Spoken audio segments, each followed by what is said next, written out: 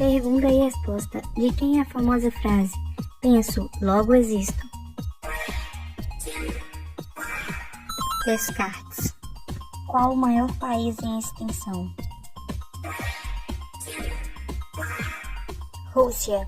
Quem escreveu o livro Dom Casmurro? Machado de Assis. Em que ano ocorreu a proclamação da República no Brasil? 1889. O planeta mais próximo do Sol? Mercúrio. Quem é conhecido como o pai da aviação? Santos Dumont. Qual o maior órgão do corpo humano?